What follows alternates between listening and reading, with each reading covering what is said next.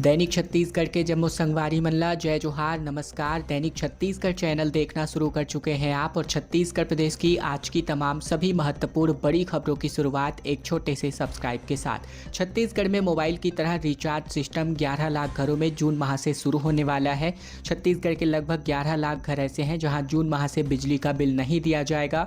इन बिजली उपभोक्ताओं को अपने घर पर लगे प्रीपेड स्मार्ट मीटर को ही रिचार्ज कराना होगा। साल के अंत तक शेष प्रदेश के तकरीबन 42 लाख घरों में भी स्मार्ट मीटर रिचार्ज सिस्टम शुरू कर दिया जाएगा। केंद्र सरकार के रिवेम्ड डिस्ट्रीब्यूशन स्कीम सेक्टर स्कीम के अंतर्गत ये प्रीपेड स्मार्ट मीटर लगाए जा रहे हैं। स्मार्ट मीटर लगाने के मामले में छत्तीसगढ़ देश के तीसरे नंबर पर पहुंच चुका है। इसके अलावा इस योजना के अंतर्गत कृषि उपभोक्ताओं को छोड़कर बाकी शेष उपभोक्ताओं के यहाँ पर प्रीपेड स्मार्ट मीटर लगाए जाएंगे।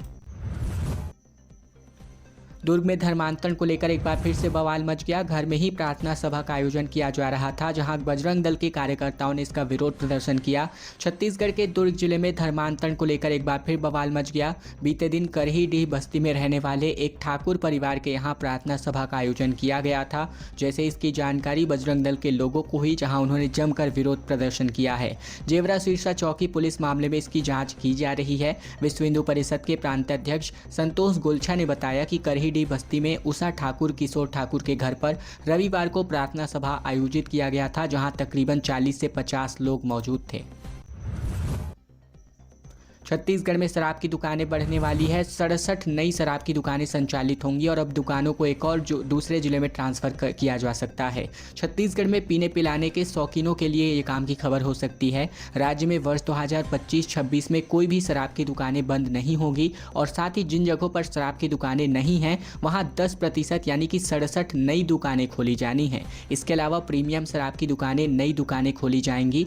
इसके लिए राज्य सरकार की कैबिनेट बैठक ने अनुमति दे दी है। राज्य आबकारी आयुक्त ने इस संबंध में प्रदेश के सभी कलेक्टरों को वर्ष 2025-26 में शराब दुकानों के संचालन संबंधित निर्देश जानकारी दी है। राज्य में पिछले साल कुल मिलाकर तकरीबन 674 शराब की दुकानों का संचालन किया जा रहा था। साथ ही बड़े जिलों में प्रीमियम शराब की दुकानें भी संचालित की जा रही हैं। राज्य में इनकी संख्या पिछले साल तक 29 थी। राज्य शासन ने नए वित्तीय वर्ष के लिए निर्णय किया है कि सभी 674 शराब की दुकानें तो संचालित की ही जाएंगी। साथ ही जरूरत के मुताबिक अलग से प्रीमियम दुकानें भी खोलने की अनुमति सरकार ने दे दी है।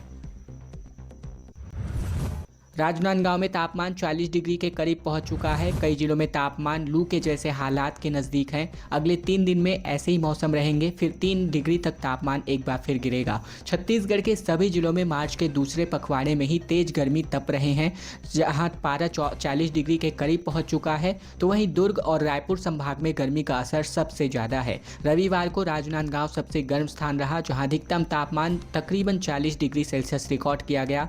रायपुर समेत उत्तर छत्तीसगढ़ के जिलों में लू के हालात बन चुके हैं। मौसम वैज्ञानिकों के मुताबिक आने वाले 3 दिन मध्य और दक्षिण छत्तीसगढ़ के जिलों में अधिकतम तापमान स्थिर रहेगा, जबकि 20 मार्च के बाद से 2 से 3 डिग्री तक की गिरावट होने की संभावना है।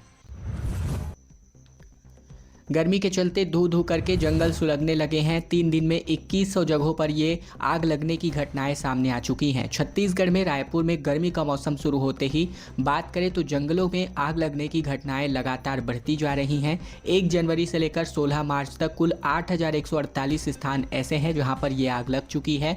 इनमें से सबसे अधिक 16 दिनों में पिछले 6962 स्थान शामिल हैं। होली के दौरान पिछले 3 दिनों में 2100 स्थानों पर आग लगी। रविवार को 753 स्थानों पर आग लगी हुई है। इसके अलावा वन विभाग के फायर वॉचर्स और स्थानीय वन ग्राम समितियों के लोग आग बुझाने में लगे हुए हैं, और इतना ज़्यादा ध्यान भी आग बुझाने पर हालांकि नहीं दिया जा रहा है। दिल्ली में सीएम साय और मंत्रिमंडल विस्तार पर चर्चा संभव हो चुकी है। प्रधानमंत्री और गृह मंत्री से मुलाकात की जा सकती है। नवरात्रि में मंत्रिमंडल विस्तार की चर्चाओं पर अटकलें अब तेज हो चुकी हैं। छत्तीसगढ़ के मुख्यमंत्री विष्णुदेव साय बीते दिन दोपहर 2:15 पर रायपुर से दिल्ली के लिए रवाना हुए। दिल्ली में मंत्रिमंडल विस्तार को लेकर चर्चा हो सकती है। सीएम साय प्रधानमंत्री मोदी और गृह मंत्री शाह से मिल सकते हैं। पीएम के छत्तीसगढ़ दौरे पर भी मुलाकात में चर्चा हो सकती है। इसके अलावा पार्टी के राष्ट्रीय अध्यक्ष जेपी नड्डा से भी सीएम साय से मुलाकात हो सकती है। साथ ही सीएम साय केंद्रीय मंत्री शिवराज सिंह चौहान के बेटे के विवाह समारोह में भी शामिल होंगे। रायगढ़ के ट्रांसफार्मर स्टोर में भीषण आग लग गई, जहां तकरीबन 200 ट्रांसफार्मर जल करके खाक हो गए। दूर दूर तक आग की लपटें, धुआं और 30 लाख रुपए का नुकसान साफ साफ तौर पर दिखाई दिया। छत्तीसगढ़ के रायगढ़ जिले में ट्रांसफार्मर स्टोर एरिया में भीषण आग लग गई। आग इतनी भीषण थी कि तकरीबन 200 ट्रांसफार्मर्स पूरी तरह जल गए। आग की लपटें दूर से ही दिखाई दे रही थी। 200 ट्रांसफार्मर जलने के बाद बिजली विभाग को तकरीबन 30 लाख रुपए का नुकसान हुआ है। घटना कोटरा रोड के गजाननपुरम कॉलोनी का है, जहां मिली जानकारी के मुताबिक आग सुबह 8 से 9 बजे के बीच लगी। आग लगते ही आसपास के लोगों ने फायर ब्रिगेड को इसकी सूचना दी। मौके पर 5 से ज़्यादा फायर ब्रिगेड की गाड़ियां पहुंची। आग काफ़ी हद तक काबू पा लिया गया, लेकिन अभी भी दूर से धुआं दिखाई दे रहा था। इंडिया मास्टर्स की टीम IML 2025 की नई चैंपियन बन चुकी है, वेस्ट इंडीज को हराकर। रायपुर में सचिन ने पुराने समय की याद दिलाई, जबकि युवराज सिंह ने भी विनर सेल्फी ली है। छत्तीसगढ़ में इंटरनेशनल मास्टर्स लीग 2025 के फाइनल में सचिन की टीम ने ब्रायन लारा की वेस्ट इंडीज मास्टर्स को 6 विकेटों से हरा दिया। जीत के बाद सचिन, युवराज सिंह, इरफान पठान जैसे दिग्गज क्रिकेटर ग्राउंड का चक्कर लगाते हुए दर्शकों का अभिवादन स्वीकार कर रहे थे। ये नज़ारा क्रिकेट फैंस को कई यादें दे गया जब सचिन भारतीय टीम का हिस्सा हुआ करते थे। बता दें कि रविवार को छत्तीसगढ़ की राजधानी रायपुर में शहीद वीर नारायण सिंह क्रिकेट स्टेडियम में फाइनल मैच खेला गया। ग्रैंड फिनाले में वेस्ट इंडीज मास्टर्स के कप्तान ब्रायन लारा ने भी शानदार बैटिंग करी। उम्र दराज हो चले खिलाड़ियों में कहीं भी जोश कम नजर नहीं आ रहा था। तेज रफ्तार स्कॉर्पियो ने 6 लोगों को कुचल दिया, जहां 3 लोगों की जान चली गई। धमतरी में नेशनल हाईवे के किनारे ये ग्रामीण टहल रहे थे। छत्तीसगढ़ के धमतरी में तेज रफ्तार स्कॉर्पियो ने 6 लोगों को अपनी चपेट में ले लिया, जिससे 3 ग्रामीणों की जान चली गई। हादसे में स्कॉर्पियो मालिक समेत कुल 4 लोग घायल भी हुए हैं। मृतक और घायल एक ही गाँव के रहने वाले हैं। मामला बिरेझर चौकी थाना क्षेत्र के दरबा गाँव का बताया जा रहा है। जानकारी के मुताबिक भावेश साहू, गोलू यादव और खिलेश्वर सपा की जान गई है। वहीं घायल डिकू यादव, पुष्कर निर्मलकर, नरेंद्र यादव का नजदीकी अस्पताल में इलाज चल रहा है। इंडियन आर्मी में अग्निवीरों के भर्ती प्रक्रिया की शुरुआत कर दी गई है। क्लर्क, ट्रेडमैन के साथ साथ धार्मिक शिक्षक और नर्सिंग सहयोगी की भी पोस्ट यहां पर निकाली गई है। छत्तीसगढ़ में भारतीय सेना के अग्निवीर पदों की भर्ती के लिए युवाओं के लिए एक अच्छा अवसर आया है, जहां सेना में जाने की चाहत रखने वाले युवा 10 अप्रैल तक अपना ऑनलाइन आवेदन जमा कर सकते हैं। बता दें, अग्निवीरों की भर्ती के लिए अधिसूचना जारी की जा चुकी है, जहाँ रायपुर से मिली जानकारी के मुताबिक जो भारतीय सेना की वेबसाइट joinindianarmy.nic.in पर भी मौजूद है। इसी तरह वेबसाइट का अवलोकन करने पर अग्निवीर की भर्ती, जनरल तकनीकी, क्लर्क, ट्रेड्समैन के साथ ही महिला सैन्य पुलिस और रेगुलर कैडर भर्ती, धर्मगुरु, नर्सिंग सहयोगी और सिपाही फार्मा के पदों के लिए वैकेंसी जारी की गई है। यदि आप अपने मोबाइल फ़ोन से घर बैठे गेम खेलकर पैसे कमाना चाहते हैं, तो मैं आपके लिए एक ऐसा गेम लेकर आया हूं जिसमें आप सही टाइमिंग और स्मार्ट मूव से पैसे कमा सकते हैं। ये कोई आम गेम नहीं बल्कि एक एविएटर गेम है, जहां आप अपनी पसंद की राशि जो कि शुरू होती है 10 रुपये से लगा सकते हैं। जैसे जैसे प्लेन ऊपर जाएगा आपकी धनराशि उसी गुना में बढ़ती जाएगी। बस सही टाइम पर क्लिक करके आपको अपने पैसे वापस निकालने होंगे। ज़्यादा लालच नहीं करना होगा, नहीं तो प्लेन क्रैश भी हो सकता है। इस गेम को खेलने के लिए आपको वीडियो के डिस्क्रिप्शन पार्ट में जो लिंक दिया गया है उसको खोलने पर आप इस पेज पर आ जाएंगे। इस पेज पर आने के बाद आप अपना मोबाइल नंबर डालकर मनपसंद पासवर्ड सेट कर लें। फिर इनविटेशन कोड में ये कोड डालें जो आप अभी देख रहे हैं। इनविटेशन कोड पहले से डला होने पर टिक मार्क करके रजिस्टर दबा दें और फिर इसे ऐड टू डेस्कटॉप दबाकर इस ऐप को डाउनलोड कर लें।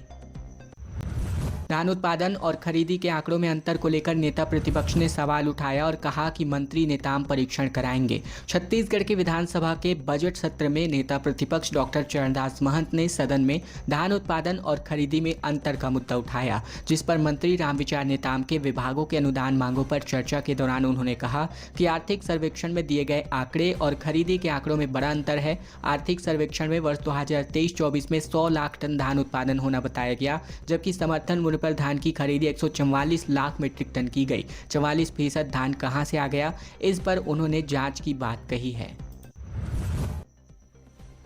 छत्तीसगढ़ में अब कोई भी सरकार आए, अब कानून नहीं बदलेगा। प्रदेश में मीसाबंदी कानून बनाया जाएगा। विधानसभा में लोकतंत्र सेनानी सम्मान विधेयक लाया जाएगा। छत्तीसगढ़ की जल्द ही मीसाबंदी कानून लागू होने जा रही है। खास बात यह है कि यह कानून बनाने के लिए राज्य की विश्वविद्यालय की सरकार ने छत्तीसगढ़ लोकतंत्र सेनानी सम्मान विधेयक भी तैयार किया है। इस विधेयक को पहले ही कैबिनेट की मंजूरी मिल चुकी है और अब विधानसभा में पेश करके अधिनियम को मंजूरी दिलाई जानी है। यह कानून बन जाने के बाद से राज्य के मीसाबंदियों को मिलने वाली सारी सुविधाएं समायोजित की जाएंगी। लेकिन इससे भी महत्वपूर्ण यह है कि एक बार ये कानून बन जाने के बाद सरकार बदलने पर भी इस कानून को नहीं बदला जा सकेगा। अजय चंद्राकर ने कहा कि एनजीओ विदेशी फंडिंग से कन्वर्जन करा रहे हैं। विधानसभा में इसका मुद्दा उठाया गया। गृह मंत्री ने कहा कि छत्तीसगढ़ में देश का सबसे सख्त कानून लाएंगे।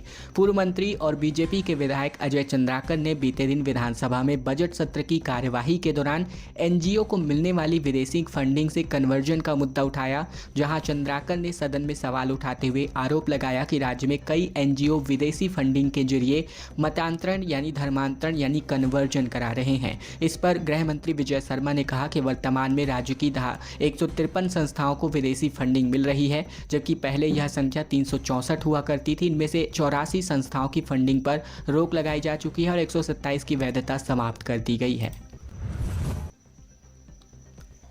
रायपुर में एमआईसी मेंबर की घोषणा कर दी गई है। लिस्ट में 5 महिलाएं समेत कुल 9 पुरुषों के नाम शामिल हैं।